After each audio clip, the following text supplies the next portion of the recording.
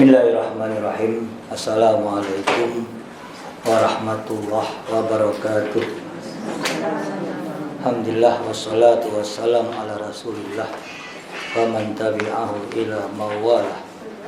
Raditu billahi rabba bil islam dina wa muhammadin nabiyya wa rasulah. Alhamdulillah, segala puji kepada Allah, berikan kepada kita nikmat iman, nikmat Islam.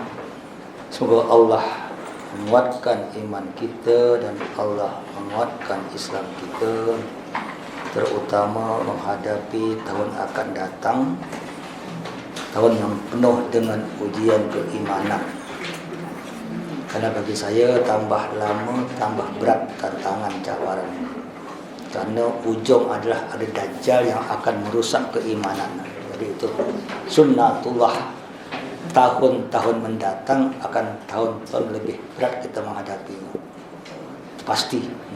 Maka diperlukan kekuatan lebih, kekuatan perhatian lebih, diperhatikan suatu konsep keilmuan yang lebih untuk menghadapi segala macam cabaran akan datang.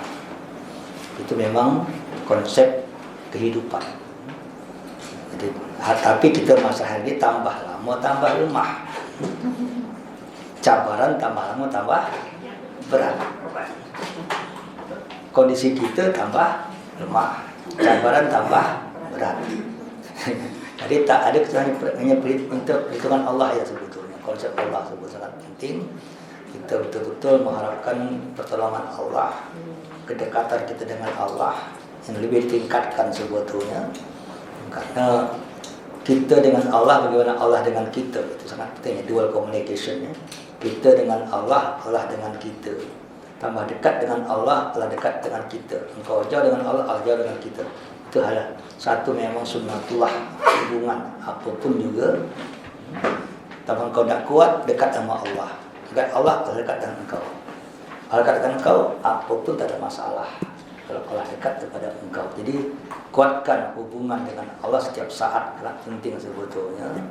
Maka diperlukan tazakkur. Karena bagi saya pergantian tahun itu untuk muhasabah. Pergantian tahun dalam Islam itu pergantian hari, pergantian bulan, pergantian jam demi jam itu untuk muhasabah dan untuk meningkatkan kemampuan engkau kepada Allah. Tujuan itu aja sebetulnya. Binatang tak tahu 2024, tak tahu dia. Binatang tak tahu 2024, 2023 tak tahu, walaupun dia hidup yang sama. Betul kan? Yang tahu hanya kita kan? Sama hidup. Dia tak peduli dengan pergantian tahun. Kita peduli, kenapa? Karena itu untuk muhasabah. Itu yang kata tilkal ayyam nudawiluha bainan nas. Hari demi hari kami gantikan di antara manusia. Ya'lamul ladzina amanu minkum wattakhidha minkum syuhada. Apa tujuan pergantian hari? Itu Al-Imran 140. Apa tujuan pergantian hari? Tengok Ali Imran 140. Tilkal ayyam, itulah hari demi hari kami gilirkan kepada manusia. Adanya hari, ada jam, ada bulan, ada tahun. Itu tujuan Allah. Untuk apa? Liya'lamallahul ladzina amanu minkum. Untuk Allah tahu siapa yang beriman di antara kamu. Tengok. Anda hidup iman atau kafir? Siapa yang beriman? Yang lebih penting lagi, wa yattaqida minkumus syuhada. Di antara orang beriman akan mengambil siapa yang layak menjadi syuhada. Saya ingat syuhada bukan syuhada kematian, syuhada kehidupan. Ada dua syuhada, syuhada kematian dan syuhada kehidupan. Lebih berat menjadi syuhada kehidupan daripada syuhada kematian.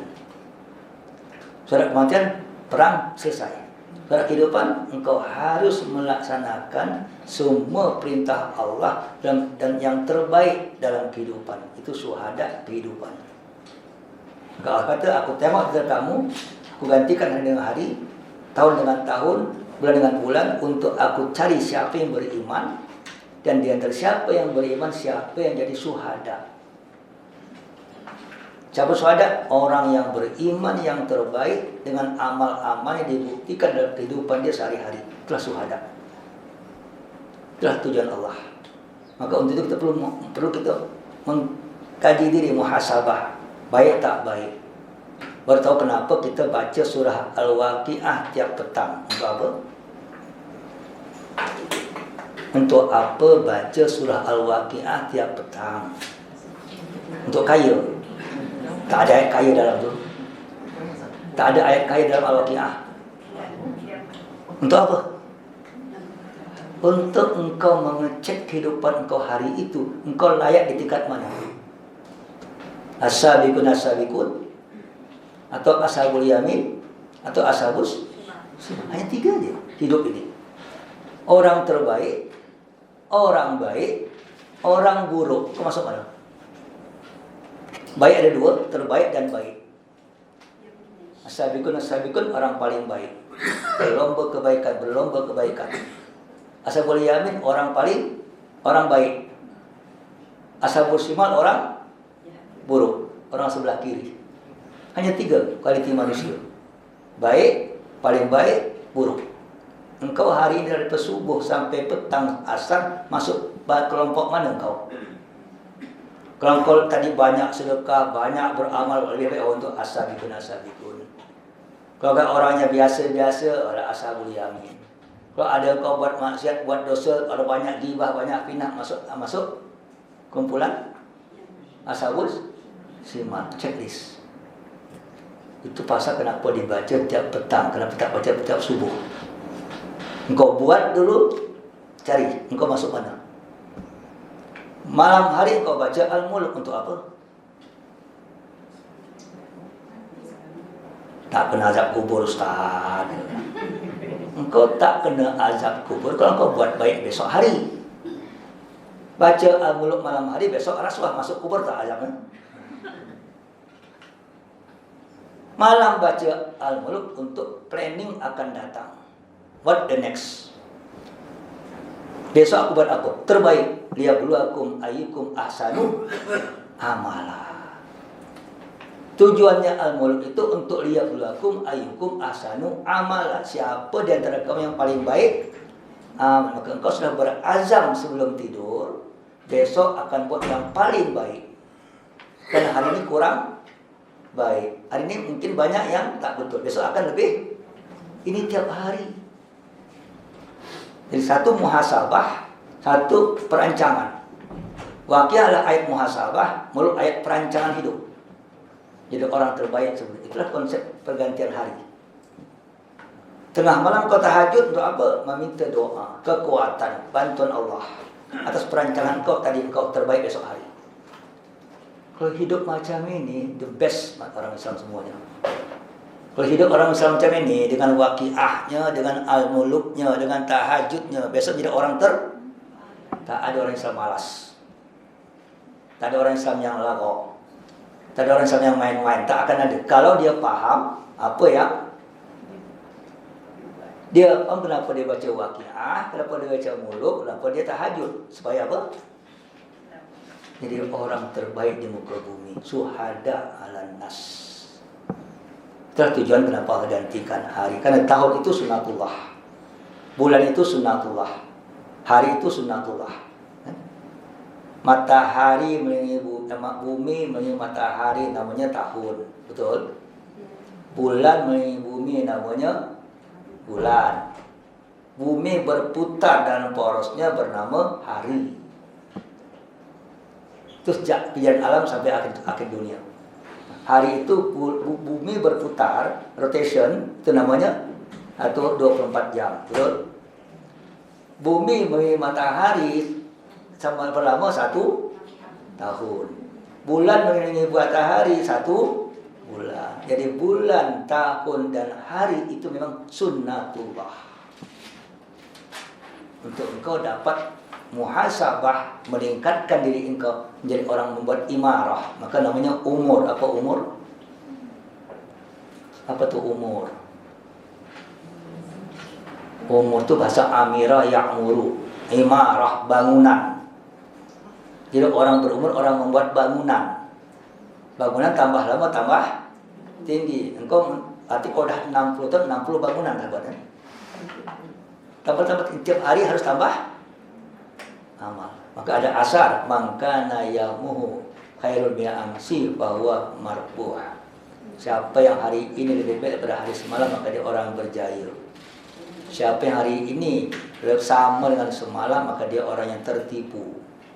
Siapa yang hari ini lebih buruk daripada semalam, dia orang yang terlaknat dan terkutuk. Kita masuk mana? Siapa hari ini lebih baik hari semalam, maka dia orang yang beruntung dan berjaya. Karena 24 jam yang sama ada peningkatan kualiti amal. Siapa hari ini sama dengan semalam, maka dia orang tertipu. Kenapa? 24 jam yang sama dipakai, tak ada peningkatan, tertipu dia. Barang siapa yang hari lebih buruk pada hari semalam, maka dia orang yang terlaknat dan terkutuk. Kenapa? Karena masa yang sama 24 jam tak dipakai lebih baik, maka dia tertipu, orang yang terlaknat. Ini seorang muslim. Inilah konsep hidup sebetulnya. Hari ini banyak orang hilang. Tak tahu untuk apa dia hidup, kemana dia hidup, bagaimana dia hidup. Untuk apa dia hidup, kemana dia hidup, dan bagaimana dia hidup. Karena bagaimana hidup? Jadi manusia berkualiti, beramal yang soleh, beramal ibadah, beramal jariah. Amal apa lagi? Tak ada lain sebetulnya. Dengan apa? Dengan semua kemampuan badan, kemampuan pemikiran, kemampuan hati, dengan ijtihad akal, dengan jihadnya badan, dengan muajahadahnya hati. Itu konsep dalam hidup sebetulnya. Jadi 2024 harus lebih baik dari 2000. Kalau sama, tertipu. Kalau lebih buruk, terlaknat. Kalau lebih baik, baru berjaya. Baru kau seorang muslim yang baik sebetulnya. Ini konsep bagaimana kita melihat kehidupan. Kenapa ada perbedaan? Begitu sunnatullah. Bagi saya dua-dua sama. Bagi saya tak ada tahun kafir, tahun Islam tak ada. Dua-dua tahun sama. Dua-dua tahun Allah. Yang satu pakai perhitungan matahari, satu pakai perhitungan bulan. Dua-dua tahun Allah. Tengok di Quran, surah Kahfi. Orang Kahfi itu di dalam gua berapa tahun?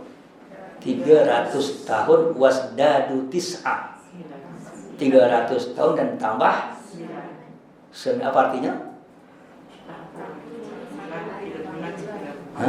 300 tahun itu tahun matahari. Kalau 309 tahun bulan. Dua-dua Quran sebut. Matahari sebut, bulan sebut. Dua-dua tahun Islam, dua-dua tahun Allah. Untuk sholat pakai matahari, untuk puasa pakai bulan, dua-dua pakai. Tak ada pertentangan dua hal ini sebetulnya. Maka tahun Islam, tahun matahari itu bagi saya dua-dua tahun Allah. Mana tahun Islam? Semua tahun Islam. Selama engkau lakukan dengan keimanan, itu tahun Islam sebetulnya. Kalau kau kemaksiatan, tahun dosa namanya. Jadi jangan kita terkenyang dengan ini tahun A, tahun B itu orang buat nama sebetulnya. Tahun Masih karena dihitung pada awal Masehi. Lahirnya Isa walaupun siapa lahir 25 Desember. Betul tak? Ini yang satu masih tak. 25 Desember pun tak tahu siapa yang lahir. Siapa lahir 25 Desember? Isa lahir tak? 25 Desember tak. Isa tak 25 Desember. Isa bulan musim panas. Kalau kata Quran waktu pokok kurma berbuah.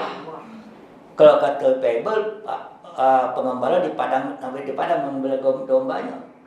Dua-dua tak musim Desember. Itu antara Juli atau Agustus atau September. Yang 25 Desember itu adalah tahun penyembahan dewa matahari. 25 Desember itu adalah hari menyembah dewa matahari. Masyarakat Eropah zaman dulu semua ada Kristen. Itu diambil oleh Augustine untuk menjadi hari Christmas. Dia tak tahu siapa yang lahir Christmas, tak tahu hantu yang lahir waktu itu. Kau raihkan juga adalah hantu lahir waktu itu sebetulnya. Karena itu para mereka menyembah dewa matahari, dewa Ra sebetulnya. Itu harus dipaham. Dia kata happy, is merry, is what? Siapa yang merry, saya kata hantu lah sebetulnya.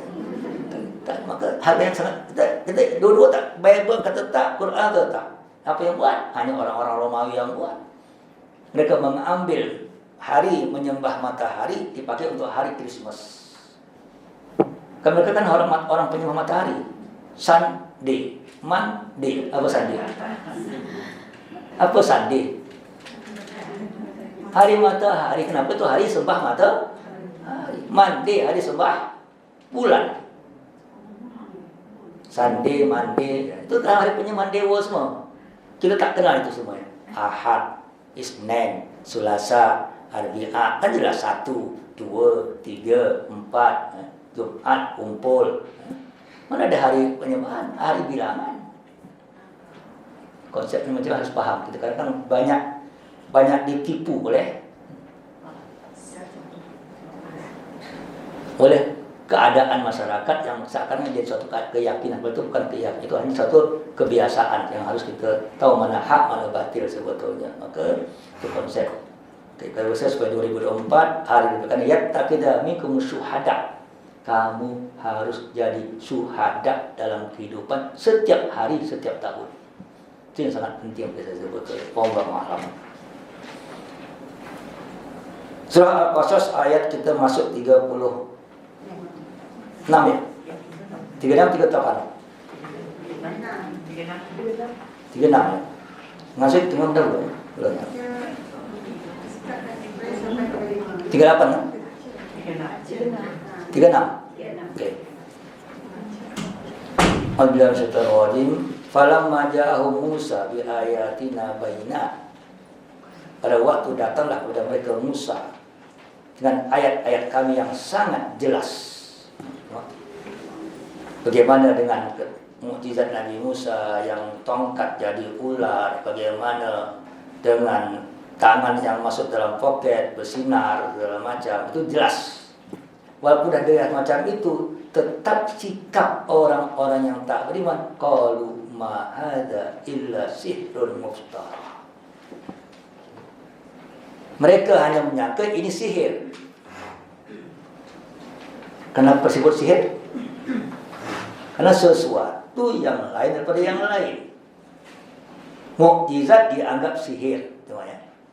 Hampir semua nabi itu, kalau nabi datang memberikan keterangan, kalau dia bawa mukjizat dianggap sihir. Ya. Penjelasan dianggap dongeng. Bercakap akhirat dianggap gila. Itu pasti ya. Kalau Nabi datang membawa wahyu, wahyu itu ada wahyu itu pasti cerita akhirat. Yang kau tak akan datang dapat hari ini. Cerita akhirat dikata sebagai dongeng. Karena apa? Suatu yang belum terjadi engkau ceritakan, namanya dongeng. Itu bukan dongeng, karena itu hanya menceritakan sebelum terjadi. Beda ya. Dongeng itu menceritakan yang tak pernah terjadi, hanya khayalan. Wahyu itu menceritakan apa yang akan engkau hadapi, hanya diberitakan lebih dahulu. Itu bukan dongeng. Rasul punya mukjizat. Karena di suatu yang luar biasa dianggap sihir. Nah, nanti kesimpulan dikata Rasul itu gila. Kenapa bercakap tentang akhirat, tentang Tuhan itu gila. Ini sampai sekarang. Sampai sekarang agama itu dianggap adalah illusion. Karl Marx mengatakan agama adalah illusion. Hegel mengatakan agama adalah racun kehidupan. Jadi bukan hanya zaman Musa, sampai hari ini orang kata, kenapa hari ini banyak orang ateis? Ingat ya, hari ini sangat banyak orang ateis. Malaysia banci terakhir 3% ateis di Malaysia. 600.000 orang. Terkejut kan? Saudi banci terakhir 20% ateis. Indonesia masih 1%, tapi dari 280 juta. 1% dari 280 juta, berapa juta? 2,8 juta. Indonesia yang ateis hari ini. Hati-hati. Maka saya kata, tantangan akan datang sangat berat. Ini dia. Tantangan ateisme.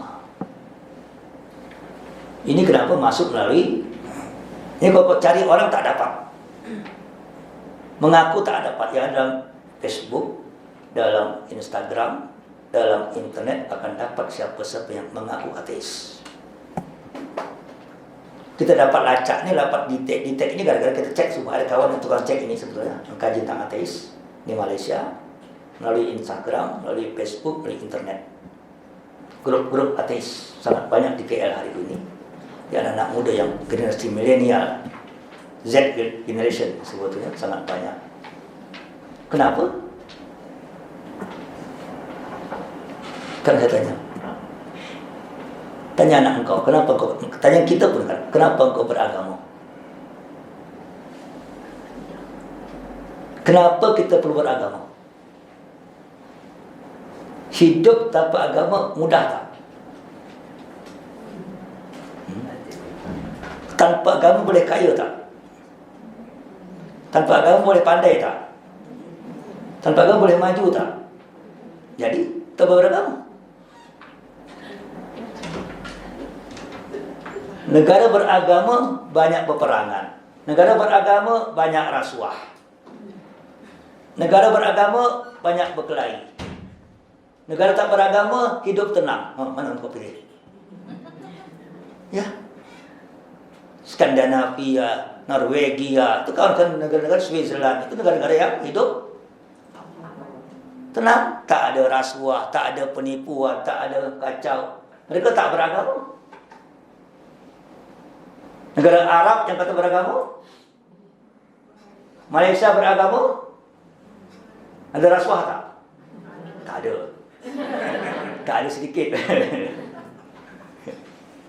Jadi untuk apa agama? Kalau hidup hanya dunia, memang agama tak perlu. Kalau hidup hanya dunia sahaja, memang agama tidak perlu.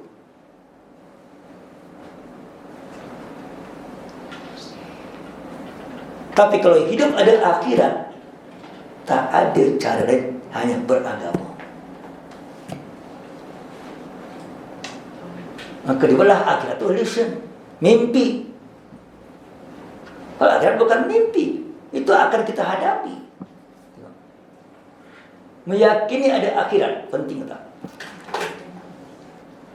Sekarang bagaimana kau harus meyakini orang ada akhirat? Saya pernah duduk sebelah orang Amerika waktu itu, ingat saya di sebuah pesawat. Saya tanya dia ateis tak beragama. Dia kata, untuk apa beragama? Saya kata, kenapa engkau percaya akhirat tak? Tak percaya akhirat. Dia kata, dia hanya dunia saja. Saya kata, bagaimana meyakinkan orang ada akhirat tanpa pakai Quran? Saya kata, apakah hidup di dunia ini menjamin keadilan? Satu soalan. Apakah hidup dunia ini adil? Tak adil. Banyak orang baik tak dihargai. Banyak orang jahat malah tak ditangkap. Betul kan? Orang baik tak dihargai. Orang jahat tak ditangkap. Berkuasa orang jahat. Banyak sangat di dunia ini. Kalau inilah hidup, rugi tak kita hidup? Rugi kan? Karena bagaimana cara untuk adil? Sedangkan hidup wajib adil. Hidup wajib adil. Adil bahagia. Tengok. Hidup wajib dalam kebenaran. Itu konsep sunatullah. Jadi kalau tak ada akhirat, manusia tak akan pernah adil, tak akan pernah bahagia. Untuk apa dia hidup? Baik kau jadi binatang. Bukan kan? Binatang hidup tanpa akhirat kan? Binatang hidup tanpa akhirat. Kita hidup dengan, tengok, kita hidup ini dengan akhirat. Maka jangan hampir kita pisahkan. Dunia tak boleh dipisahkan dengan akhirat. Dunia akhirat satu. Hanya lebih dulu dunia baru akhirat. Tengok ya. Jangan kau pisahkan dunia dan akhirat. Salah memisahkan dunia akhirat. Kerana dunia tak terpisah. Dunia akhirat tak boleh dipisah. Apa engkau buat di dunia ada akibat di akhirat. Betul. Jadi dunia ini adalah awal daripada kehidupan akhirat. Untuk masuk akhirat harus di dunia. Apa yang kau dapat keadilan di dunia akan dapat di akhirat. Baru Allah itu Maha Adil. Jadi adanya akhirat untuk membuktikan keadilan. Jadi akhirat itu suatu keharusan dalam kehidupan. Dan kau tak mungkin akan hidup selama-lamanya di dunia. Betul tak? Hidup baru 100 tahun aja dah pening kepala, tak ada kawan.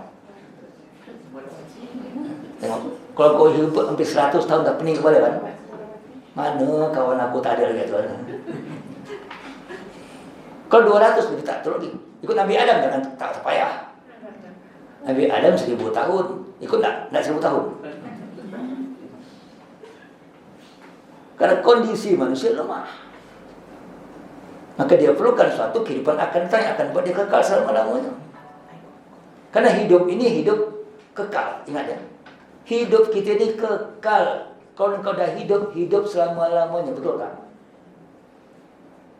Ada mati tak? Mati tak ada. Yang ada pindah alam. Tak ada kematian sebetulnya. Dalam arti habis tak ada. Kalau kau dah hidup hanya pindah-pindah tempat. Betul kan? Roh Allah jadikan Nabi Adam masuk dalam janin 9 bulan. Lahir ke dunia 100 tahun, masuk alam barzah tak tahu berapa tahun, masuk alam akhirat berapa tahun, masuk surga atau neraka selama-lamanya. Ada tak mati? Tak ada. Memang tak ada. Kalau kau dah hidup akan hidup selama-lamanya. Hanya melalui berapa tahap, berapa fasa. Sekarang baru masuk yang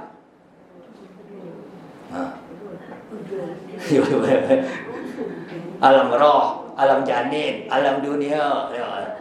Ketiga, nanti alam barzah, baru masuk alam akhirat. Masih ada berapa alam lagi? Jadi kehidupan itu kau melanjutkan. Jadi kalau kau pisahkan untuk alam dunia engkau dengan akal, alam dunia boleh dengan badan, alam dunia boleh dengan pikiran engkau, alam akhirat tak boleh. Panduan akhirat hanya wahyu. Karena yang tahu akhirat adalah orang yang buat akhirat. Zat yang buat sebagai Allah. Yang tahu akhirat hanya zat yang membuat akhirat, Allah Subhanahu Wa Taala. Sehingga maklumat tentang akhirat hanya ada orang yang daripada Allah, yang lain tak boleh. Karena dia yang tahu. Kalau kau dapat dari orang lain, kau akan sesat. Sesat dunia masih okey. Sesat akhirat, sesat dunia masih boleh patah balik. Sesat akhirat, kita ni dengan Al-Quran ni touch and go atau keep in touch.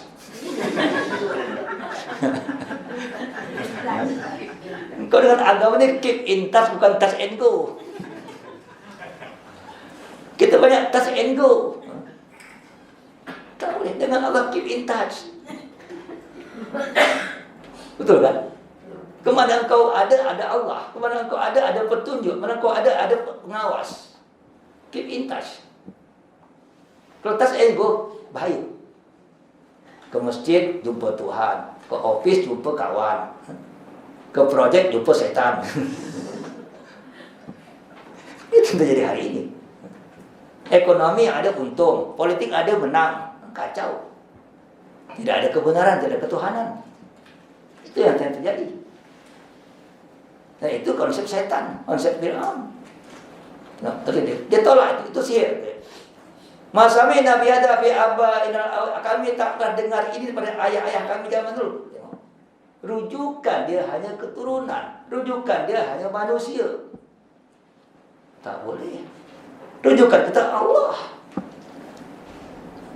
Rujukan kita kebenaran daripada Allah, bukan pengalaman atau kenyataan. Ya. Hari ini orang rujukannya apa yang nampak pengalaman, apa yang terjadi. Apalagi hari ini dengan postmodernisme. Hari ini kita masuk dalam era bernama postmodernisme. Apa itu postmodernisme? Tidak ada yang benar, tapi semuanya benar. Itu posmo. Semuanya benar. Yang paling benar mana? Yang banyak followers. Hari ini yang paling benar, yang banyak like and followers, pengikut. Dulu masih ada benar dan salah. Itu namanya modernisme. Tradisional ada, modernitas ada. Sekarang posmo. Apa posmo? Semua boleh benar, tak ada yang salah. Sesuai dengan kepentingan masing-masing. Yang paling benar, siapa banyak pengikut, siapa banyak peminat, itu dia posmo. Dan hari ini kita masuk posmo. Tak tahu di mana kebenaran. Kau buka ini AI, Google, pening kepala kan? Petai, muka ustaz, pening kepala, ustaz TikTok. Mazhab TikTokiyah wa YouTubiyah. Ada mazhab baru kan? Mazhab TikTokiyah dan YouTubiyah. Ya iya. Kau baca TikTok semua pening kepala. Kenapa? Kalau kau tak punya penapisan, kalau kau tak punya mana betul mana salah, tak ada konsep di akal, kacau kau hari ini. Karena semua boleh betul, semua boleh bercakap. Ini zaman era postmodern, era globalisasi. Kalau kata ada AI, betul lagi kata. Kebenaran itu apa? Karena orang tak ada prinsip kebenaran akan datang. Karena semua orang boleh menganggap dirinya benar. Dalam Islam tak boleh. Al-haqqu mir rabbik, kebenaran hanya dari Tuhan, titik. Kebenaran hanya sesuatu yang bersumber dari Tuhan. Kenapa? Bukan daripada manusia. Kalau manusia boleh berubah, Tuhan tak boleh berubah. Manusia boleh berganti, Tuhan tak boleh berganti.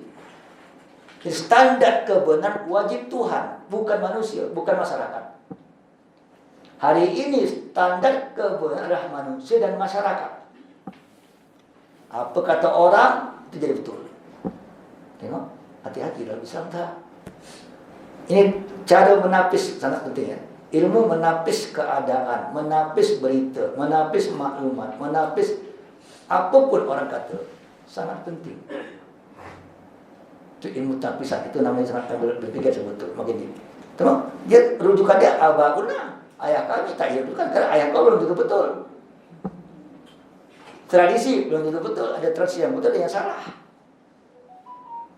Maka dia kata, qala Musa rabbi a'lam. Apa jawaban Musa untuk respon itu? Kata Musa, Tuhanku lebih mengetahui biman ja'a bil huda min indi. Kalau Fir'aun dia merujuk kepada tradisi nenek moyangnya, ya. Dan dia tengok apa yang nampak di depan dia, itu Fir'aun. Musa tak, dia merujuk hanya kepada apa dari Tuhan. Ya. Ini tanazu'ul baqa', ya. Artinya pertentangan hak dan batil tetap ada sampai akhir zaman. Prinsip kita dan Tuhan, bukan manusia, bukan kumpulan, bukan masyarakat. Karena tadi semua manusia, kumpulan, masyarakat boleh berubah, zaman boleh berubah, sedangkan kebenaran tak boleh berubah. Jangan kata Islam sesuai dengan perkembangan zaman, salah kalimat itu. Jangan kau kata Islam itu sesuai perkembangan zaman, itu salah. Islam tak boleh menyesuaikan dengan perkembangan zaman. Nah, dari Islam memandu perkembangan zaman. Tengok, beda ya. Islam sesuai dengan perkembangan zaman, betul salah? Salah. Karena Islam tak boleh disesuaikan dengan perkembangan zaman. Yang ada, Islam itu memandu perkembangan zaman. Jadi apapun zaman berkembang, Islam harus jadi rujukan utama. Sangat penting kalimat itu. Karena bagi orang liberal, bagi orang modern, dia kata semua berubah kecuali perubahan. Semua ini berubah kecuali perubahan. Tak, di dunia tak semua berubah. Ada tak berubah. Tuhan tak berubah. Akidah tak berubah. Kalimat semua berubah. Itu slogan-slogan pembangunan yang membahayakan sebetulnya. Jadi karena kita punya prinsip. Kalau semua berubah, tak ada prinsip. Kalau semua berubah, tak ada keyakinan. Kalau semua berubah, tidak ada ketetapan. Ingat ya.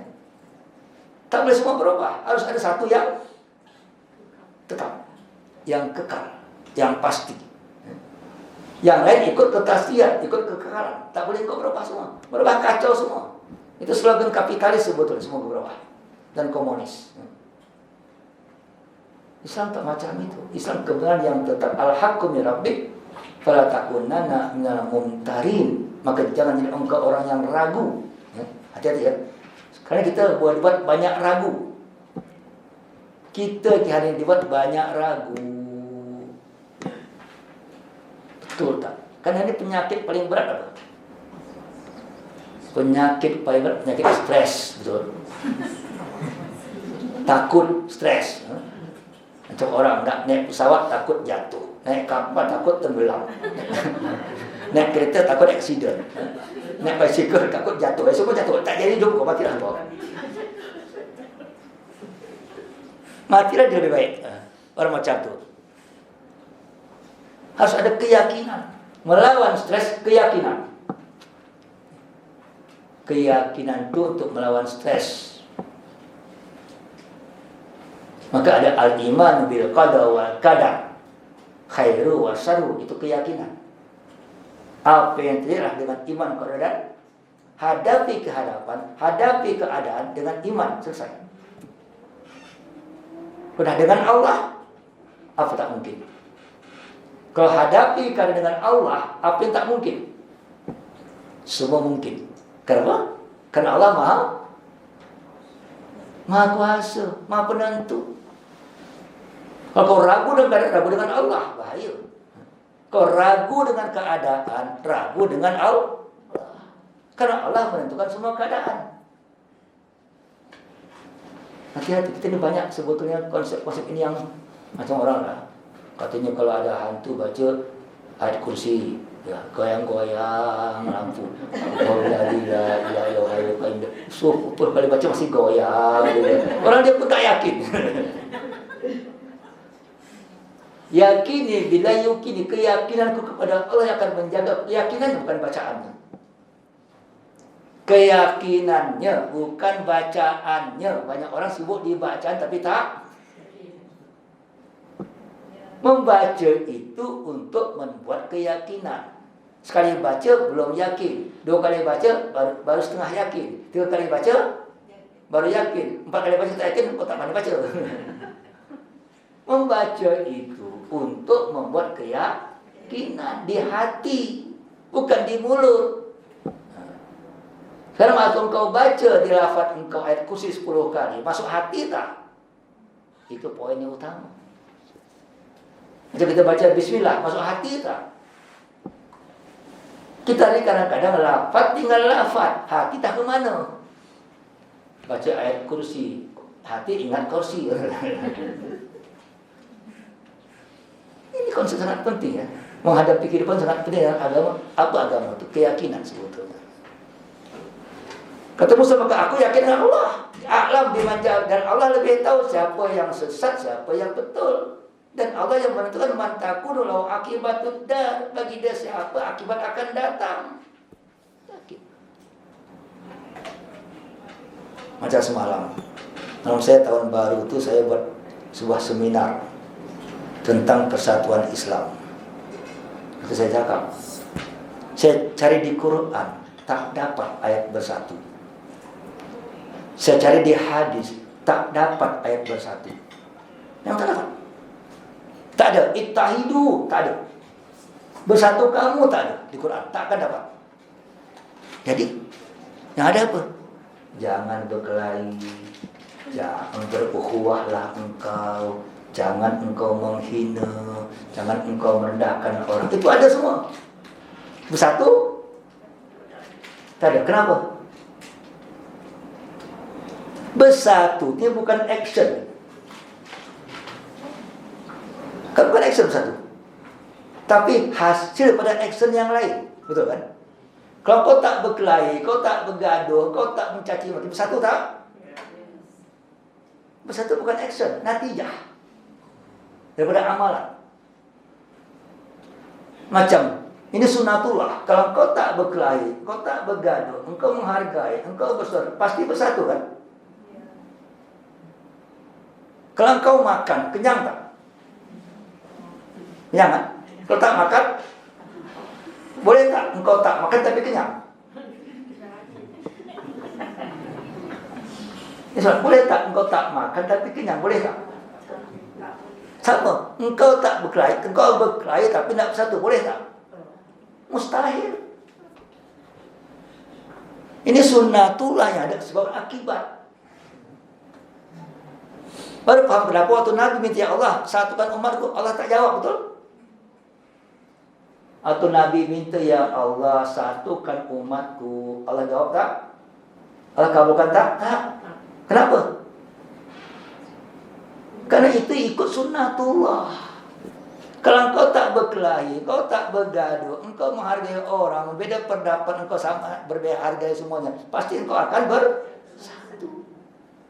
Tapi kalau engkau tak menghargai orang, menghina orang, berkelahi, tak akan bersatu lah.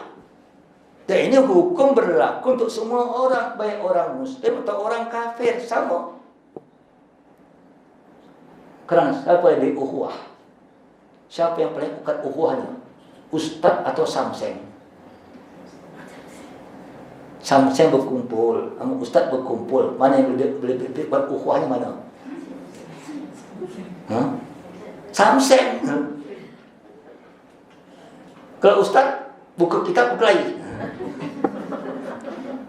Saya kata, kalau ustaz buka kitab A, kitab B, kitab C berkelahi, bagaimana kitab berkelahi. Ini kan ini sunnatullah. Sekarang bersatu siapa? Orang kafir, orang Islam tak bersatu. Kenapa? Karena orang kafir tak berpecah, orang Islam berpecah. Mereka mendapatkan konsep bersatu. So, kita faham. Kita diserang je Gaza, terpecah umat Islam. Tak diserang apa lagi? Kita Gaza diserang saja hari ini oleh musuh, umat Islam tak bersatu. Apa lagi tak diserang, lebih tak bersatu lagi lah. Orang kafir tenang bersatu. Ini konsep yang kita dibahas. Quran ada banyak, ada action, ada natijah. Kan tak ada kata kenyanglah engkau tak, makan kau ada, kenyang tak ada kan? Di Quran tak, makan kenyanglah engkau tak. Ada makanlah engkau, kalau tak makan, lapar kalau makan, itu sunnatullah. Bersatu macam itu juga. Bersatu itu sunnatullah untuk hasil beraction yang lain. Maka buat action dulu baru akan bersatu. Ini action tak ada bersatu mustahil. Macam kau, ya Allah, makan depan kau ada makanan. Baca Allahumma barik lana fima razaqtana wa qina adzabannar. Tunggu bila nasi masuk ke mulut. Kenyang tak? Ya Tuhan, lompatkan nasi masuk mulut aku ya Tuhan. Tangan tak bergerak, kenyang tak? Kau baca sendiri, kau tak kenyang-kenyang. Karena memerlukan action. Actionnya yang penting, bukan makan yang penting sebetulnya. Sama macam tadi, kau nak bersatu doa je, ya Allah hancurkan. Berdoa, action tak ada. Itu sana. Allah hancurkan Yahudi ya Allah. Lepas kau tawaf depan Kaabah, berdoa depan Multazam, keluar masjid, minum Starbucks. Alhamdulillah. Yang kenal siapa yang senang? Engkau berkata hancurkan Yahudi, langsung keluar masuk minum Starbucks. Yang senang siapa? Yahudi. Kenapa? Engkau bantu dia. Doanya, maka malaikat gelap. Apa ni orang kan? Actionnya lain, doanya lain. Ini yang terjadi dengan ucapan ini. Doa lain, action lain sebetulnya. Akan berjaya, mustahil berjaya, mustahil. Kita harus ana action, man natijah. Itu harus kita pahami hari ini sebetulnya. Engkau tidak pandai, wajib belajar. Tak belajar ingin pandai, kun fayakun. Macam orang dulu, tidak pandai dia minumlah, dibakarlah dibakarnya lah kertas pelajar dia jadikan untuk kopi masuk dan minum lagi. Kan dia belajar baca 10 kali itu. Tidak pandai ikut Ibn Sina. Ibn Sina pandai tak? Pandai. Tanya, berapa kali Ibn Sina baca buku? Ibn Sina kalau baca buku minimum 40 kali diulang-ulang. Pandai tak? Engkau baca buku? Satu kali sambil ngantuk-ngantuk. 40 kali kalau baca buku Ibn Sina. Apa tak jadi apa dia baca langsung photocopy memori? Jadi orang dulu baca buku itu langsung jadi memori photocopy memori. Jadi nampak, macam ini nampak depan dia macam tu. Tergambar mana halaman, mana nampak dia. Itu apa memori namanya. Kalau dibaca 40 kali. Kalau baca nampak dan bentuk semua nampak. Ini baca sekali sampai ngantuk-ngantuk nampak apa? Ini konsep kita paham. Jadi dalam hidup ini ada konsep-konsep yang basic konsep yang harus kita pahami dengan betul. Kalau tak apapun petunjuk kau akan salah jalan. Karena tak ada basic konsep. Basic amal. Jadi kan? Jangan udah. Kalau dah ikut petunjuk, akibatnya urusan Tuhan. Innahu la yuflihuz zalimun. Dan orang yang zalim takkan pernah bahagia. Betul? Karena orang zalim itu akan mengikuti asbab. Engkau tak bahagia ikut petunjuk. Tapi tak nak ikut petunjuk akan bahagia. Mustahil, zalim kau. Atau orang tak ikut petunjuk, zalim kau. Dunia, akhirat. Engkau tak bahagia dunia, bahagia akhirat. Ya. Untuk bahagia akhirat, ini poinnya, ini jalannya, ini lainnya. Itulah petunjuk. Untuk kau bahagia dunia akhirat, ini lainnya, ini jalannya. Dalam ekonomi, dalam politik, dalam sosial, dalam keluarga. Ini lainnya. Kalau engkau lain ini kau ikut, engkau pasti dapat sana. Kalau kau tak ikut lain ini, dapat tak sana. Dan kau menzolimi diri engkau sendiri karena engkau tak ikuti petunjuknya, tak ikut lainnya. Karena kita sangat banyak zolim dengan apa yang kita buat sebetulnya. Karena kita tak ikut sistem dan cara yang Tuhan buat. Hidup ini sudah jelas, mudah hidup sebetulnya. Allah bagi dunia, Allah bagi kita manusia, ada akal, ada nafsu, ada badan, ada roh, ada cara hidup, ada contoh, jelas lengkap. Tinggal ikut. Ini lainnya. Tapi lain ini kan ada macam-macam lain yang mengganggu engkau. Lain-lain lah. Lain setan, lain nafsu, itu lain-lain mengganggu. Karena kau ikut lain Allah, itu lain setan. Atau lain kau buat sendiri, lain buat sendiri. Yang banyak lain buat. Kalau Tuhan jelas kepada surga, Tuhan jelas kepada Allah. Yang kau buat sendiri kemana larinya? Jadi hidup ini jelas lain. Kan enak hidup ini, itu kita paling enak hidup. Kenapa? Udah ada Quran. Quran tuh petunjuk. Tapi engkau hanya baca dan hafal, tapi tak ikut. Macam orang peguam hafal kitab undang-undang tapi tak ikut undang-undang kan? Sama kan? Engkau tahu teori semua tapi tak ada yang kau buat, apa jadi? Teori hafal, hukum hafal, buat tak sesuai hukum, apa jadi? Sama lah, Quran itu petunjuk, hafal, paham, tapi tak ikut, apa jadi? Tak sampai. Kita kan sampaikan ini kitab suci, saking suci tak diamalkan. Kita ni kata Quran kitab suci, karena suci takut mengamalkan. Wajib engkau amalkan. Ihdinas siratal mustaqim. Kita minta tiap Fatihah. Mana jawaban Tuhan? Mana Tuhan jawab tak? Ya Tuhan, beri aku petunjuk jalan yang lurus. Mana ada jawaban tak? Mana jawabannya? Alif Lam Mim. Zalikal kitab la raiba fihi hudan lil muttaqin. Itu jawaban sampai An-Nas, itu jawaban Tuhan. Untuk kita baca Fatihah jawaban sampai An-Nas. Maka lepas itu kan kau suruh baca surah. Nih contoh petunjuk aku, baca surah A, surah B, surah C, baca.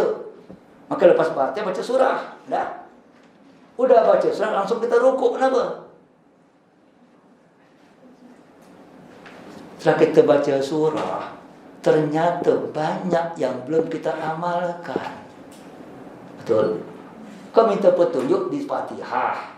Lepas suruh baca surah sama Tuhan, baca surah A, B, kau suka bacalah.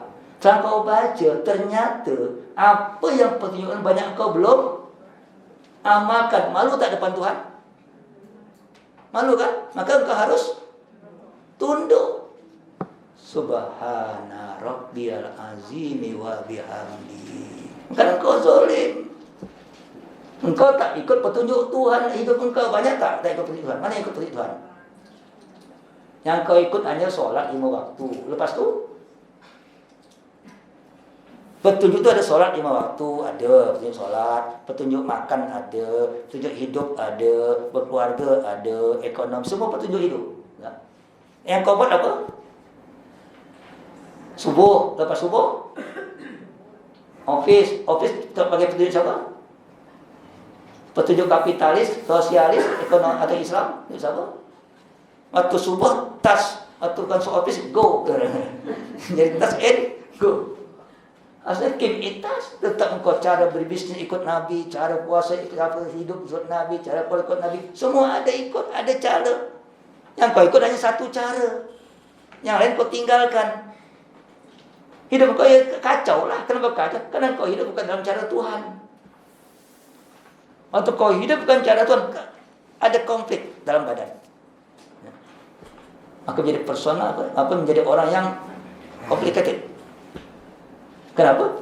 Ini Islam. Macam sekarang orang Islam masuk jamaah pening kepala. Ini dunia, ini akhirat. Aku tak akhirat, tak dunia. Kan pening kepala kan? Macam mak-mak lah, bulan puasa misalnya. Antara tak baca Quran sama gendong anak, mana kau pilihkan? Mak di rumah ni, tak tu nak masak, atau nak baca mayang sunat, mana kau pilih?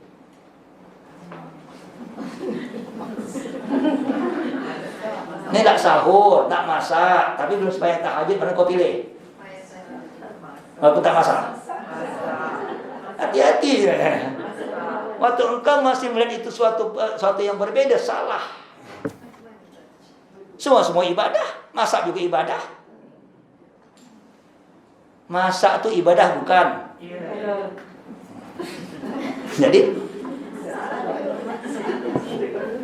masak wajib, sembahyang tahajud mana lebih dulu? Wajib. Saya ke jawabannya.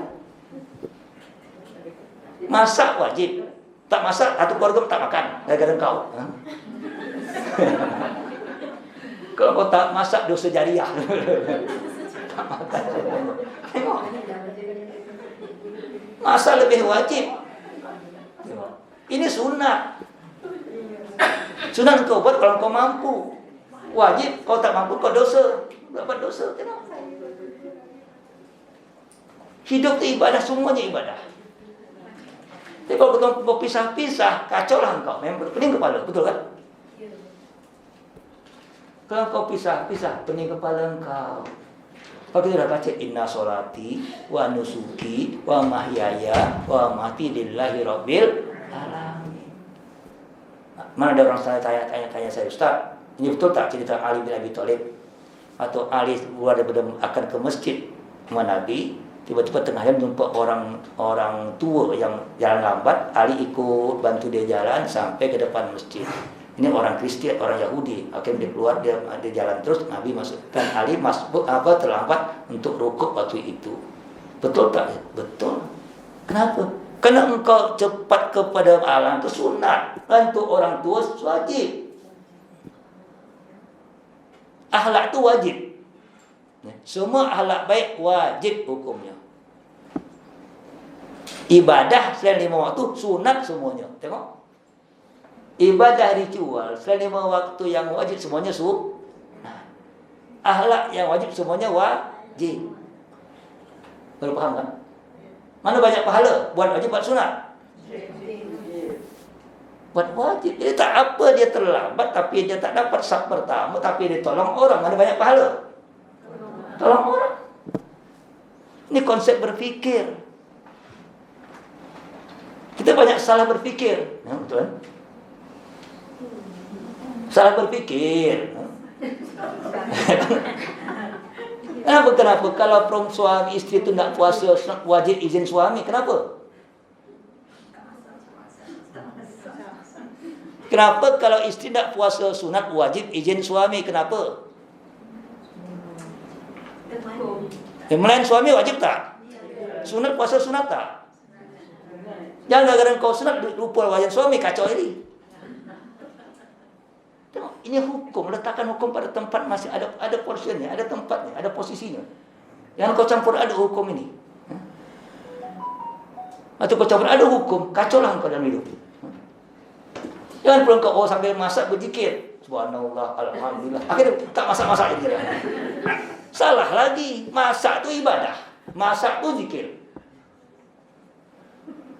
Masak itu zikir. Betul tak kira-kira? Fatimah minta kepada Nabi Rasulullah, balik ke pembantu Rasulullah. Apa kata Nabi? Fatimah minta pembantu. Apa kata Nabi? Hai Fatimah, engkau giling gandum itu 1 biji gandum tasbih. Jadi giling cabai, giling cili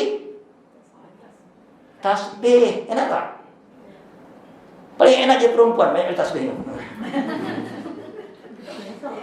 Kalau paham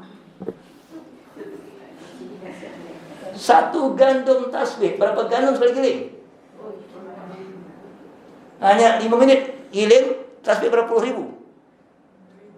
Beribu-ribu. Kalau 5 minit kau bertikir berapa ribu kau dapat? Mana banyak? Tengok. Konsep berpikir tolong dibetulkan. Kata Nabi, kalau kau besok kiamat, tangan kau ada sebatang benih pokok. Tahu Nabi?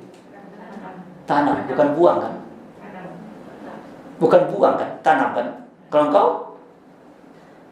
Kalau kau hari ini besok kiamat ada benih pokok, apa kau buat? Buang, ambil saja dah. Kan? Kata dia, tanam. Karena nanam itu ibadah. Dia hidup ibadah. Kau tanam benih pokok. Selama benih itu hidup, engkau dapat pahala tasbih. Apa tak enak? Tumbuh pokok itu, berbuah dia makan, dia ambil pencuri, engkau dapat pahala. Enak kan? Pencuri ambil buah pokok engkau, atau burung makan buah pokok engkau dapat pahala. Alhamdulillah. Asal jangan kau maki-maki pencuri. Dapat pahala apa pencuri tak ada mata. Bodoh lah kau 2 kali salah, dah dapat pahala, kau kurangi pahala engkau. Ini konsep hidup. Terus terang, saya itu banyak terus terang. Saya banyak mengajar bukan ilmu. Ilmu terlalu banyak, penat dah belajar ilmu. Saya hanya mengajar cara berfikir. Cara berfikir yang banyak salah. Itu yang merusak kita ini sebetulnya. Tadi masak ibadah, dukung anak ibadah, nyapu ibadah, enak tak? Jadi kalau ada kos nyapu, ada orang buang sampah, alhamdulillah. Kamu banyak ibadah, jangan marah-marah, alhamdulillah. Betul kan? Betul tak kira-kira? Kalau anak kau degil, alhamdulillah tak? Anak degil, alhamdulillah tak? Alhamdulillah dapat pahala banyak, pahala sabar, pahala didik. Kau anak degil, bertuah kau anak, betul kan? Kalau kau kena anak kau degil, siapa ayah kau? Habis ayah kena mak kena semua dah. Itu kesempatan amal.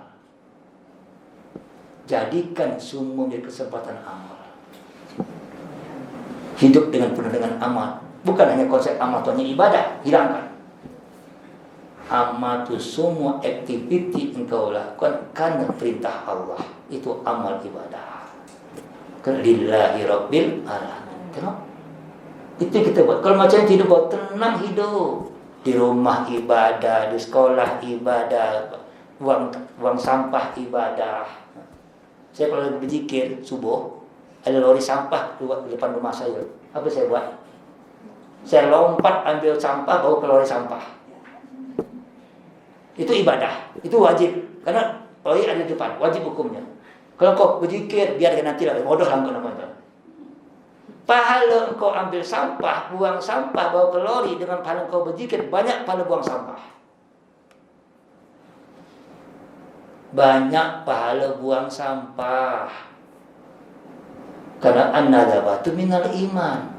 Kebersihan daripada iman. Tapi engkau hafal saja, buat tak. Tengok. Karena buang kau sampah, berapa yang pahala jariah? Orang jadi bersih, mudah semuanya. Tengok. Ada sampah, banyak-banyak dosa jariah. Kata hadis Nabi, kalau engkau berjalan, ada duri depan engkau, itu iman paling rendah. Dan engkau ambil duri, engkau buang duri, itu iman paling rendah. Jadi kalau engkau sedang berjalan, ada duri depan engkau, engkau tak ambil, itu orang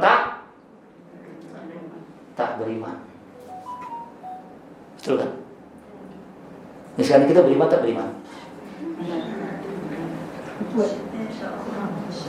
Ya, terus saya kalau lagi training, saya buat misalnya di Tiongkok, saya buat pelatihan untuk mahasiswa.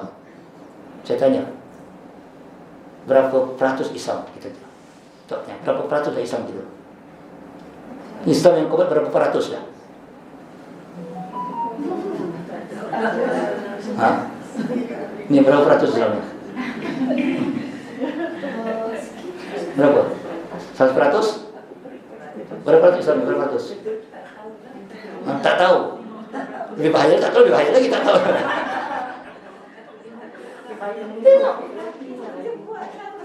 Tapi kalau tak tahu bahaya lagi. Ibadah okey Islamnya, yang lain sosial, akhlak. Berapa peratus kita Islam sebetulnya? Udkhulu fi silmi kafah, masuk dalam 100% mana?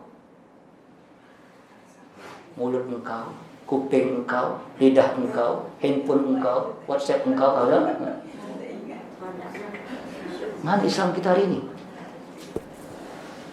Tak ada orang Islam yang 100%, tak ada. Karena dia pisahkan, ini ibadat, ini bukan Kalau Allah tanya semuanya, Allah tanya semuanya, kau tanggung jawab semuanya depan Tuhan.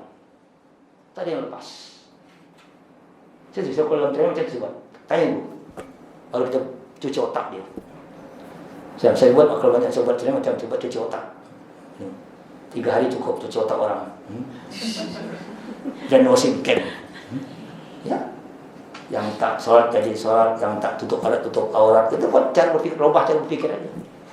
Hukum dia tahu, bukan hukum sedang tahu dia. Bagaimana actionnya? Kalau salah berfikir ini sebetulnya. Anak muda terutama, anak muda kan tak tahu hidup tu apa, bagaimana tak tahu bagaimana hidup apa, dia tak tahu. Tanya anak kau, hidup tu apa? Tanya anak, hidup tu apa? Hanya satu jawaban, enjoy, happy and enjoy. Betul? Hidup untuk happy and enjoy. Betul tak itu? Salah lah. Betul, happy and enjoy. Tapi why, bagaimana? Kita happy and enjoy dengan iman. Dia happy dan enjoy dengan nafsu. Tengok. Kita happy and enjoy dengan iman. Mereka happy and enjoy dengan nafsu. Beda tak? Beda. Ini yang perlu diarahkan pelan-pelan. Kita akan jadi macam Fir'aun. Fir'aun yang nafsu. Tengok. Dan kita zalim, kalau zalim tak akan dapat daya. Tengok. Wa qala Fir'aun ya ayyuhal malak ma alimtu lakum min ilahin ghairi. Berkata Fir'aun kepada semua pembesar negerinya, apa kamu tahu ada Tuhan selain aku? Tengok.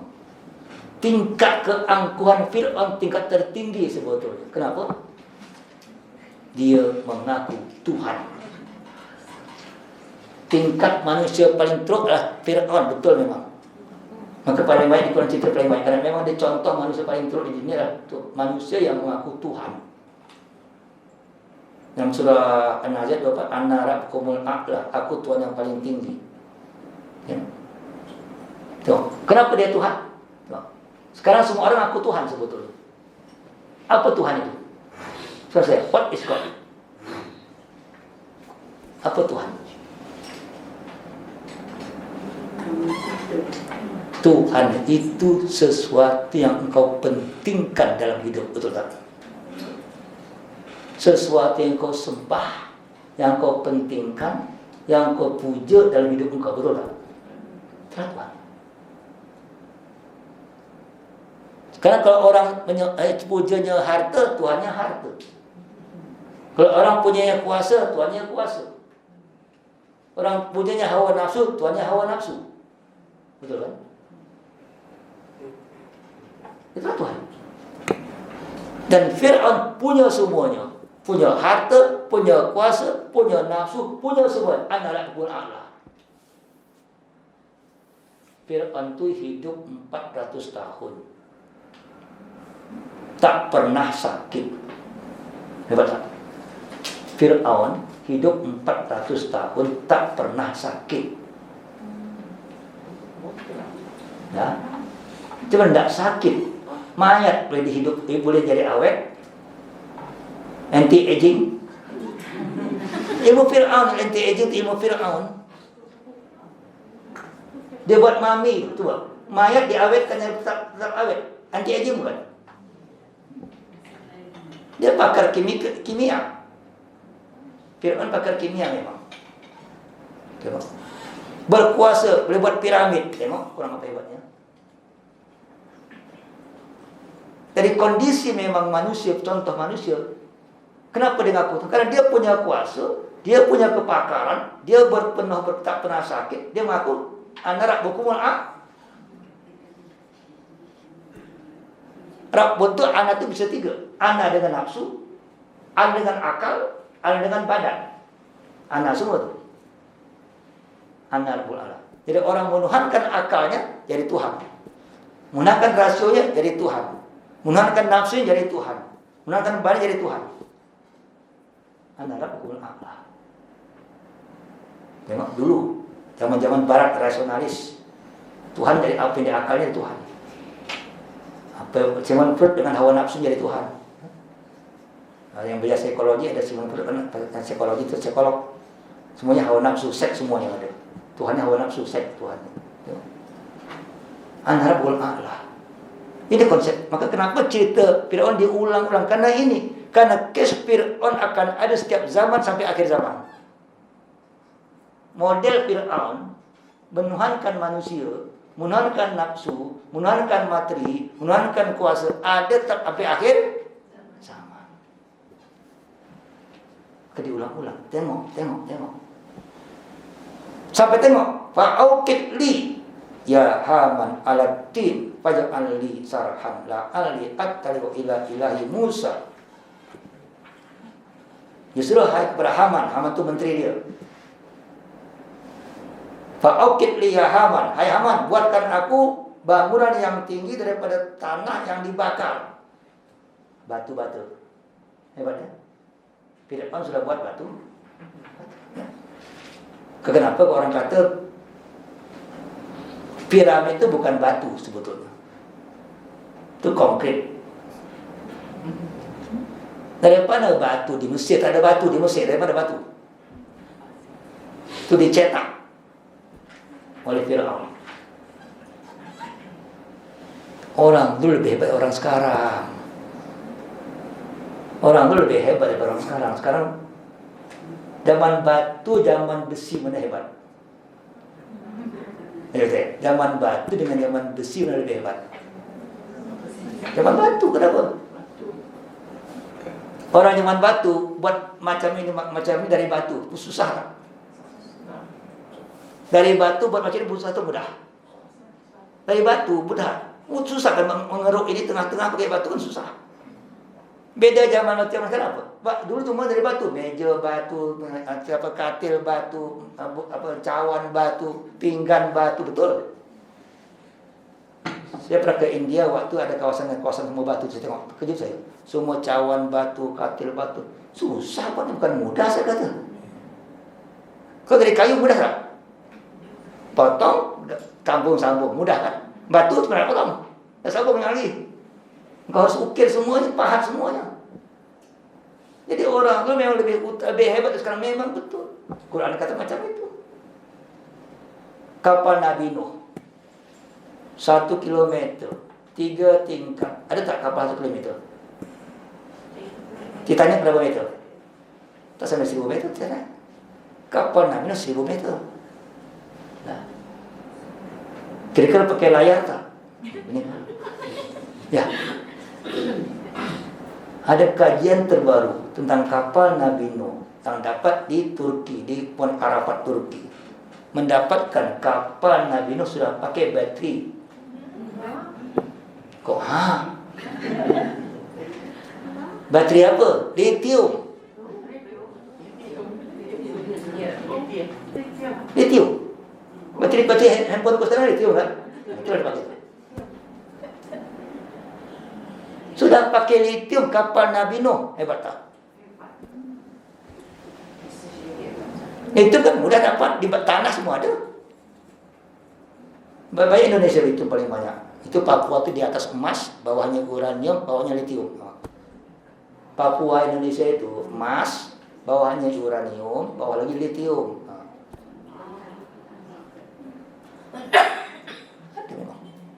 Orang di luar orang hebat ya. Kita yang bodoh sebetulnya orang luar. Nabi Adam juga kata, orang makan nasi, makan roti belum? Nabi Adam turun dari bumi di Sri Lanka, datang malaikat Jibril, ajar Adam tanam gandum, bisa tanam gandum buat tepung gandum dan buat roti daripada gandum. Adam sudah makan roti, bukan Tarzan.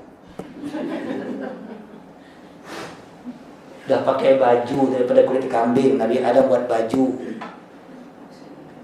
Orang-orang punya peradaban zaman dulu, punya tamadun, bukan macam orang asli.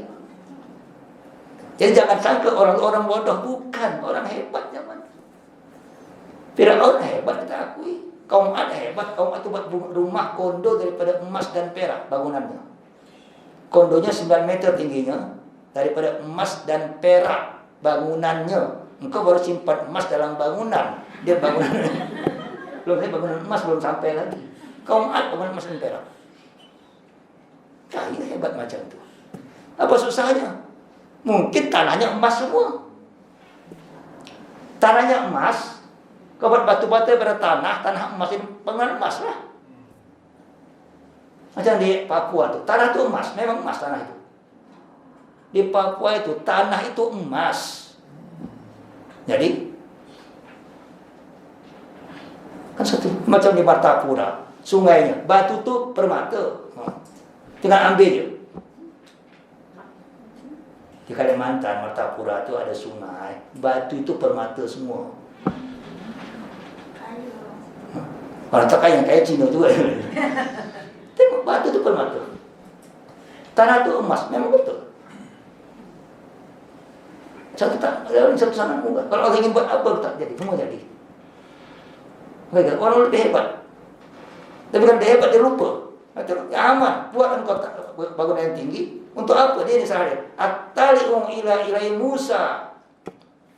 Aku akan menengok Tuhannya Musa. Ini masalah cara berpikir. Bagi orang kafir, Tuhan tuh harus nampak. Bagi orang berpikir barat, sesuatu yang ada wajib nampak. Kalau tak ada tak nampak, kalau tak nampak tak ada, betul? Padahal engkau pun tak pernah nampak kuping kau sendiri. Siapa boleh nampak kupingnya tanpa tengok cermin? Tapi bagi orang barat berpikir, Itu Agus Kamtil, logikal positivisme namanya. Apa yang nampak itu baru ada, yang tak nampak tak ada. Nah, maka Tuhan kalau ada wajib nampak. Kita tahu bukan semua yang ada wajib nampak, karena banyak yang ada tak nampak. Banyak yang ada tapi tak nampak. Betul? Engkau ada roh tak? Mana? Tak tahu di mana roh engkau kan? Ada hati tak? Mana? Ada nafsu tak? Mana? Dalam badan kita banyak yang ada tak nampak. Di luar badan juga ada. Mana telinga kau? Ada tak nampak kan? Jadi bukan semua yang nampak itu semua yang ada wajib nampak. Termasuk Tuhan. Tuhan tak boleh nampak. Kenapa? Tak mungkin Tuhan nampak. Kalau nampak itu dia terhad. Suatu yang nampak dia terhad. Betul? Maka kalau Tuhan nampak, Tuhan terhad. Kalau terhad bukan Tuhan. Kalau dia terhad bukan Tuhan. Maka kenapa ayat kata alladzina yu'minuna bil ghaibi, beriman pada yang gaib, betul kan? Bukan bil ilah ni, bil gaib dulu. Ini konsep gaib sangat penting. Kalau Tuhan nampak bahaya, Tuhan nampak terhad, engkau sedangkan Tuhan tak boleh terhad. Macam ada soalan saya. Dapatkah Tuhan membuat batu yang Tuhan sendiri tak dapat angkat? Ya, cuba jawabnya. Dapatkah Tuhan membuat batu yang sangat besar sehingga Tuhan sendiri tak dapat angkat batu itu? Apa jawabannya?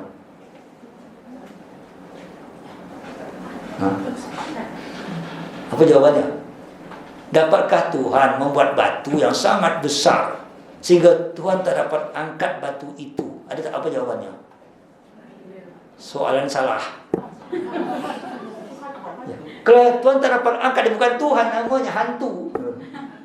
Kan hantu. Ya, misalnya hantu kan. Kalau suatu Tuhan tak dapat angkat batu, ya bukan Tuhan. Kalau Tuhan wajib absolut. Tuhan wajib absolut. Tuhan wajib distinktif, berbeda. Tuhan wajib absolut mutlak. Itulah Tuhan. Maka kenapa Tuhan tak perlu ada kawan? Tuhan tak perlu ada syirik, kenapa? Kalau ada Tuhan lain, itu bukan Tuhan namanya. Kalau Tuhan berhajat dengan Tuhan yang lain, bukan Tuhan namanya. Itu baru setengah Tuhan. Dan Tuhan tak boleh digambarkan. Tuhan tak boleh nampak, satu. Kedua, Tuhan tak boleh digambarkan pun tak boleh. Kenapa? Kenapa Tuhan tak boleh digambarkan? Sesuatu yang kau gambarkan itu adalah hasil daripada pikiran engkau.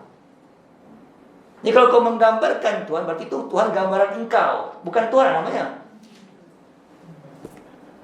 Tuhan tak dapat dibayangkan, Tuhan tak dapat digambarkan.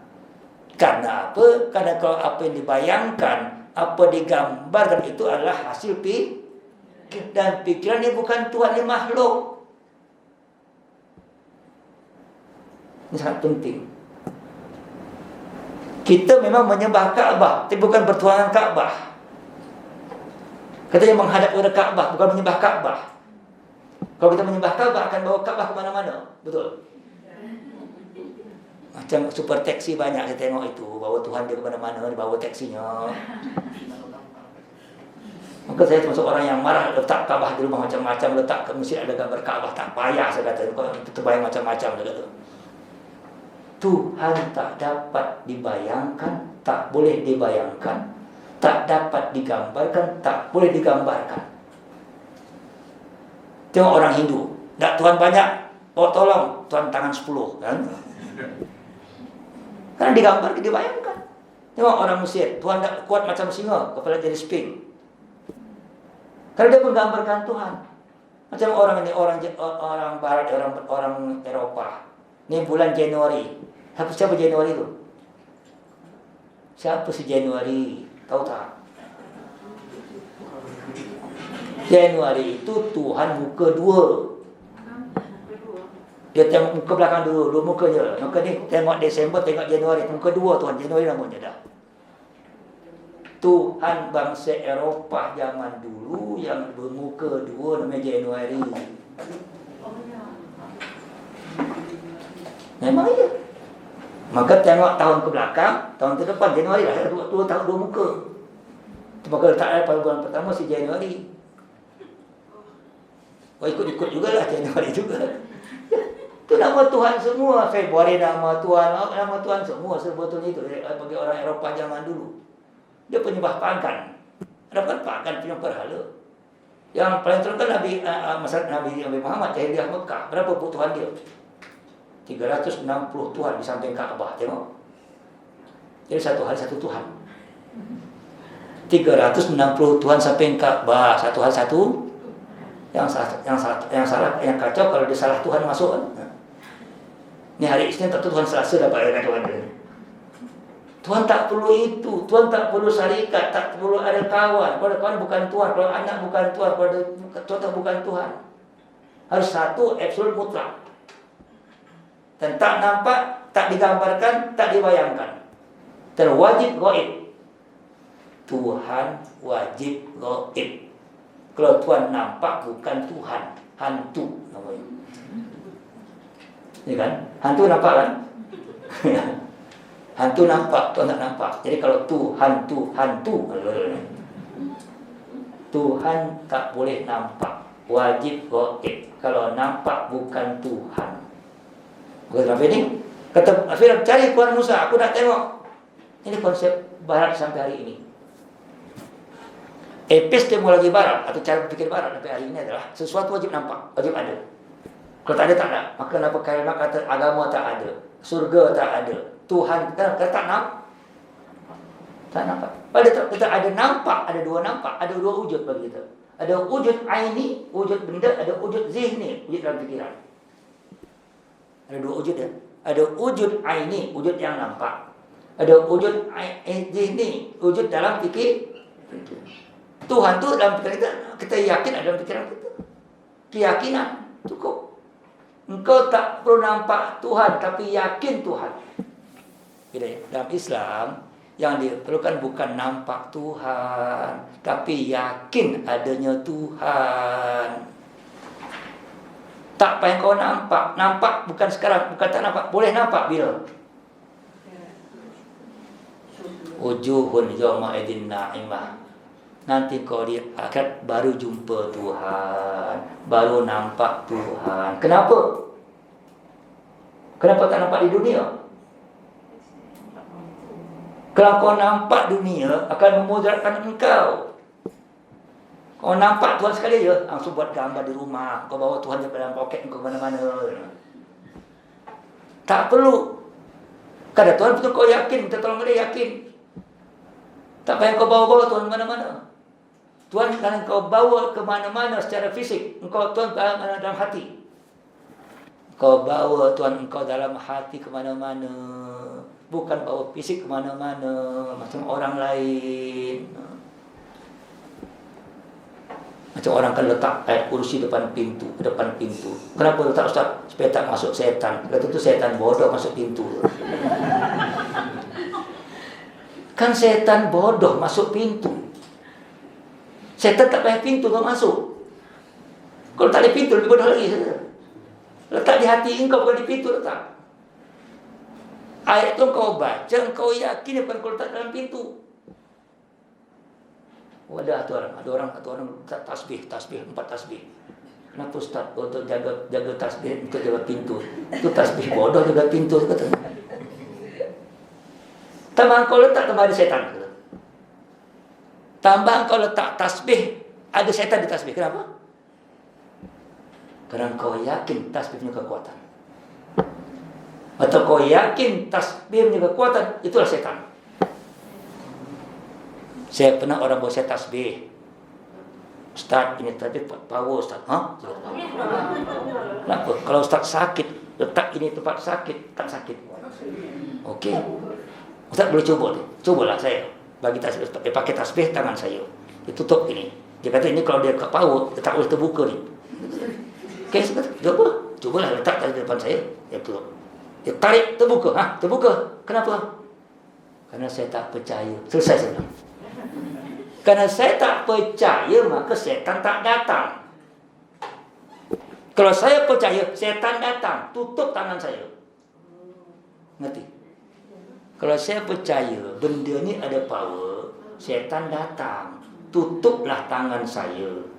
Dia tarik tak akan kuat, dia tarik akan lawan setan.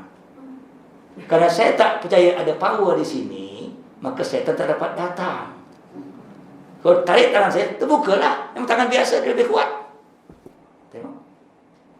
Di mana tangan saya, waktu kau yakin dengan benda, setan masuk.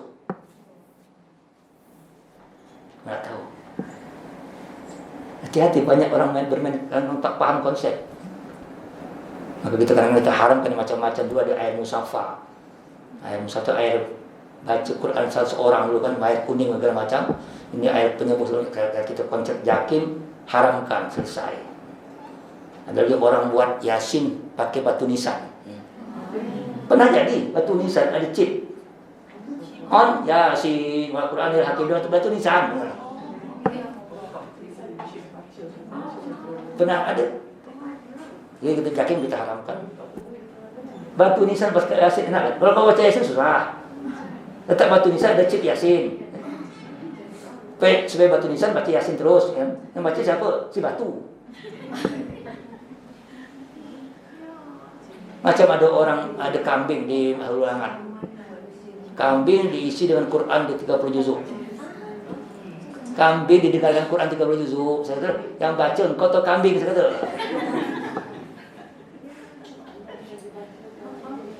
Kita dah kacau ni berfikirnya. Ada juga orang pelihara kambing di kajang. Kambing bagi tanda mana kambing mahram bukan mahram. Saya kata, tak ada hukum mahram untuk kambing. Saya kata lah. Kita rusak diri kita. Ini konsep yang penting bersama. Maka bang ini konsep kita. Maka kenapa yang gaib itu Tuhan wajib gaib. Maka dia waktu dia cari tak nampaklah Tuhan. Karena wa inilah adunya kalim, aku sangka dia orang-orang yang berdusta. Padahal dia yang salah. Dia kata Musa itu berdusta kalau Tuhan tak nampak. Yang betul dia yang salah kalau Tuhan nampak. Bagi Musa dia kata dusta, Tuhan tak nampak. Bagi Firaun dia yang bodoh kerana ingin cari Tuhan, bodoh kan? Tak mungkin Tuhan nampak kerana Tuhan di luar daripada had dan saiz dan had. Kalau nampak tu bukan Tuhan, hantu. Maka bilang ini konsep hari ini apa ini orang mana Tuhan? Tak. Tuhan tak boleh nampak, wajib gaib. Yang Tuhan hanya ada dalam keyakinan. Tambah kuat iman kau, tambah yakin kau, titik. Tak payah nampak Tuhan. Nampak nanti. Kenapa nanti nampak? Nanti nampak tidak ada syirik lagi. Dia akhir tak ada hukum. Akhir tak ada hukum lagi, betul kan? Kau nampak ataupun tak ada kisah. Kerana di akhir tak ada hukum. Di dunia ada hukum. Kalau kau nampak tu bahaya tak?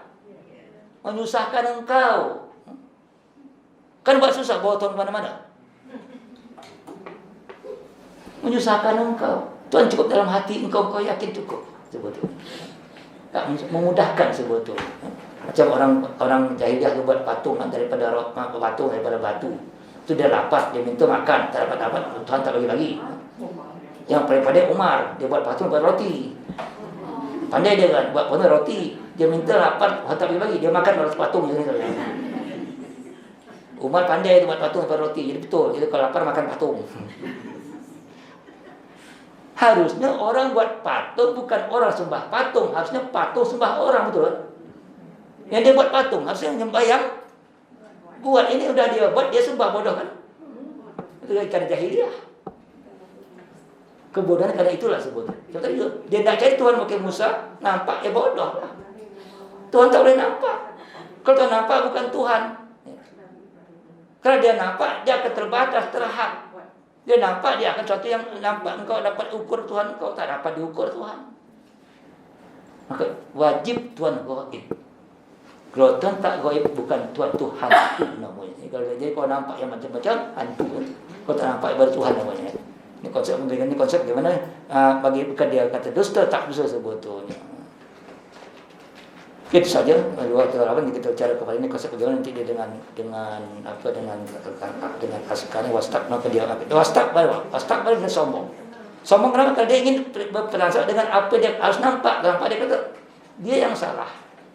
Paling banyak orang sombong yang salah dengan kesombongannya. Betul kan? Banyak orang sombong kalau dia salah, dia tumpah dia salah, tapi dia sombong dengan salahnya. Orang sombong yang bendul, orang sombong yang salah lebih bahaya. Orang sombong bodoh, orang sombong pandai mana bahaya? Pandai lebih bahaya orang sombong bodoh. Orang sombong bodoh aja, orang sombong bodoh akan kacau orang.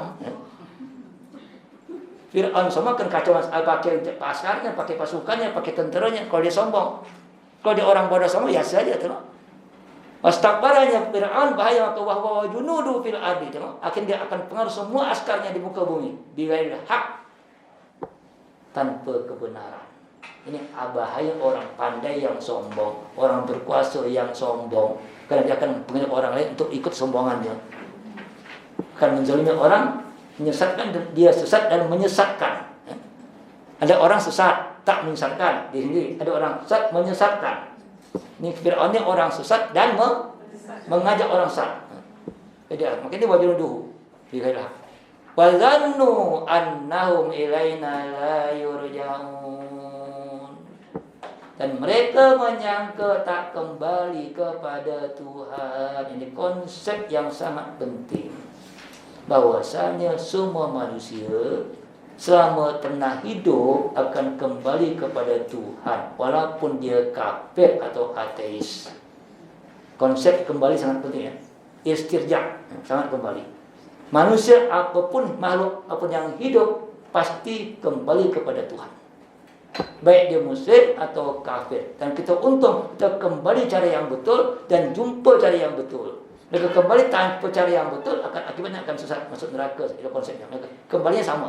Yakin ada semuanya sebetulnya. Maka maka mereka menyangka mereka tak kembali. Mereka wajib tahu mereka kembali. Jadi bahayanya orang kafir kerana mereka menyangka tak kembali kepada Tuhan. Mereka anggap hidup selesai. Itulah konsep ateisme. Hidup selesai, bukan hidup kembali. Kita hidup tak selesai. Hidup kita harus kembali kepada Tuhan, menyelesaikan kita di akhirat.